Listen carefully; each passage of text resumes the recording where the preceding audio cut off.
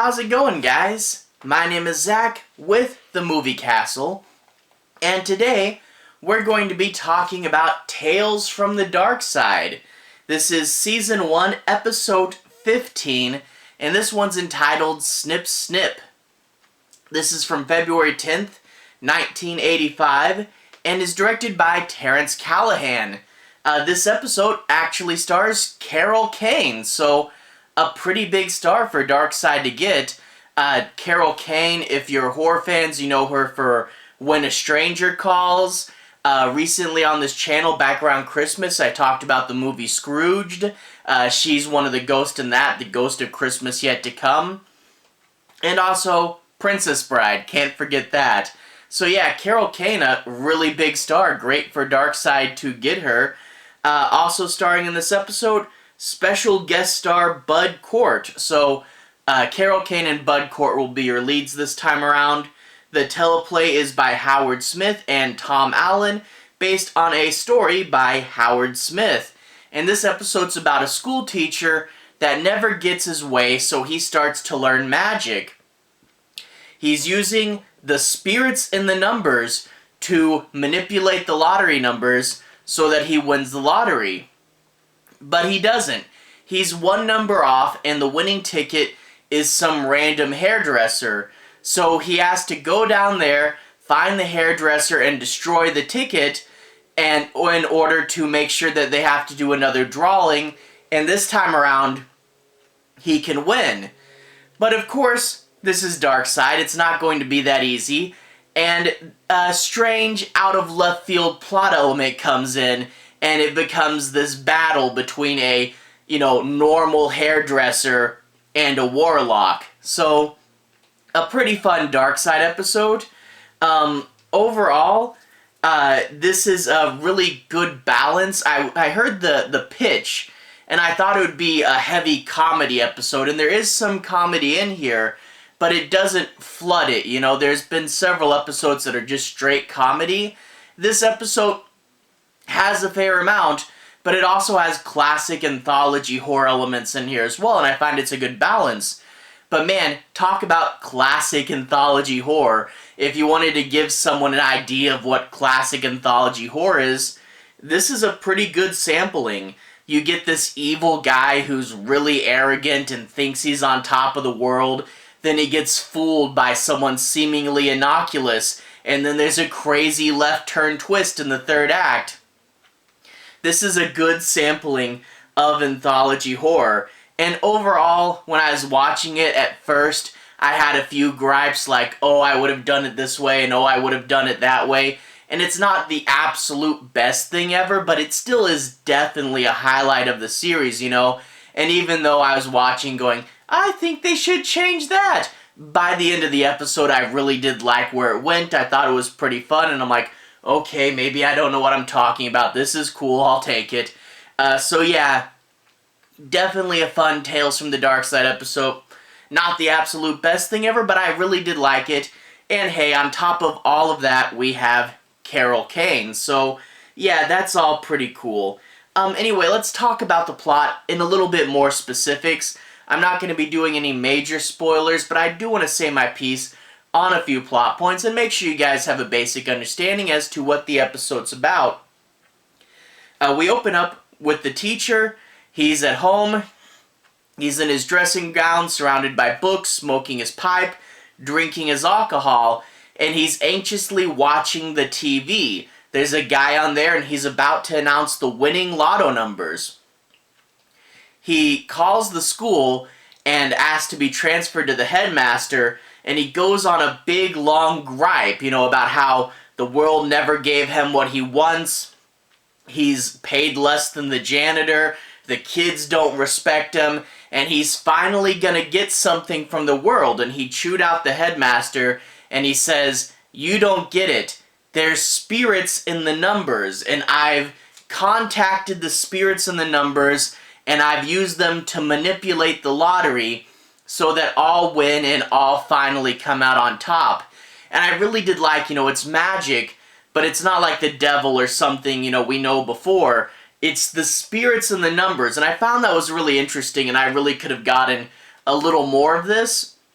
You see, in real life, a lot of people do obsess with lottery numbers and probability. There's so many people that go, okay, the lottery is seemingly random, but if I can find a pattern or a formula, what if I could do this? So it's taking this real concept of people trying to figure the lottery out and turning it into magic, and the idea that there are spirits in the numbers, that's pretty cool. And I definitely could have gone for an expanded version of this concept. This is one of those Darkside episodes that I'm like, man, I wish they had an hour block instead of a half-hour block. I could have gone for more of this number-based magic science. But anyway, he hangs up the phone call, he goes back to the TV, and his numbers are 6 sixes. And the announcer goes, oh, well, we've drawn a strange number, but it's 5 sixes, 1 7. So he's one number off, and it's some random hairdresser that's won. He, of course, calls his boss, but the boss won't give him his job back, and now he's ultimately screwed. Unless he can find who has the ticket, destroy the ticket, and then they'll do another drawing. And when they do another drawing, this time his magic spell will work. It was so close last time. So he goes to the phone book and finds her, which, by the way, man, phone books are kind of one of those things that weird me out, you know? We're so obsessed with privacy nowadays, but back in the past we're like, yeah, put a bunch of information about me in a book and give it to everybody in the neighborhood. That's kind of weird. You know, Terminator. But anyway, he goes, he gets her page out of the phone book, he burns it in a magic spell, and he heads out there to try to stop her. And that's where we meet Carol Kane. She's the hairdresser, and she's got a really big studio apartment that she also works out of. Really weird set, like a big giant, just a block that she lives in. She's there, it's after a party, she's showing the lottery ticket to like the last party guest who was a good friend of hers, a client, and there's all these balloons everywhere, and she has a little parrot named Lou, and it's kind of a weird set, and he sneaks in. And we get the stealth section, and I think the stealth section's pretty fun. He's hiding behind a chair, the parrot's saying something, and Carol Kane doesn't listen because it's just the parrot, and then she puts the lotto ticket in a music box, and if you open up the music box, it's gonna play music. I thought there was a lot of setup, and we really could have done a much bigger stealth section. Again, if this show had an hour-long block, I could have really gone for a whole sneaking around bit, but it's over too quickly. You know, the idea that if you open up the music box, it's gonna play a song? I really did think that that was gonna be like what ratted him out, is he almost got to the ticket, and then you open it up and there's a song, but no, the stealth section's just over really, really quickly, which is kind of a gripe, but I get where they're going, and we don't want to dwell on this, you know? But anyway, once he's revealed himself, he does this whole big speech about his ego and how I'm so powerful, you should yield to me, but when he finally opens the music box, the ticket's gone, and then we get into our wacky, out-of-left-field ending, which is, you know, what a lot of people love anthology horror for, which I won't spoil, but at the same time, while it was fun, part of me wonders, and I guess this is just seeing so many modern horror movies, what if you didn't do a wacky out-of-left-field ending? What if you said, this guy's big and magical, Carol Kane is just a hairdresser, she's ultimately screwed? What if she had to use her wits? Like, did you ever see the Wes Craven movie Red Eye?